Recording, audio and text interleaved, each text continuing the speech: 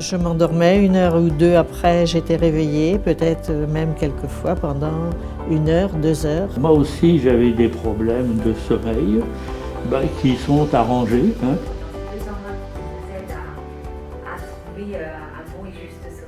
On considère que jusqu'à à peu près un quart d'heure d'éveil, ce n'est pas une grosse problématique, mais passer 15 minutes d'éveil et plusieurs fois par nuit, c'est un motif de consultation ou au moins voilà, d'apprendre à pratiquer différentes méthodes pour se relaxer.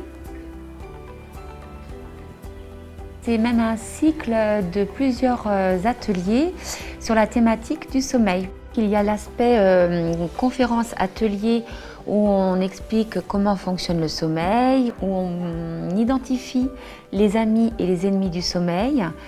On essaye de repérer aussi lorsqu'il y a troubles du sommeil, les apnées, les insomnies, le somnambulisme, tout ça, ce sont ce qu'on appelle des troubles du sommeil puisque ce sont des choses qui sont identifiées cliniquement. Et il y a effectivement 2 séances de sophrologie où là on fait que de la pratique parce qu'il me semble que c'est l'entraînement qui permet l'automatisme après chez soi.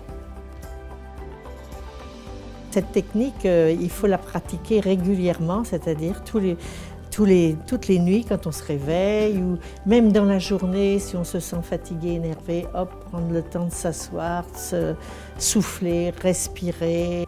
La pratique régulière permet d'entraîner le corps, le cerveau à se préparer à cette relaxation, à bien préparer le sommeil, à moins angoisser à la nuit qui va arriver.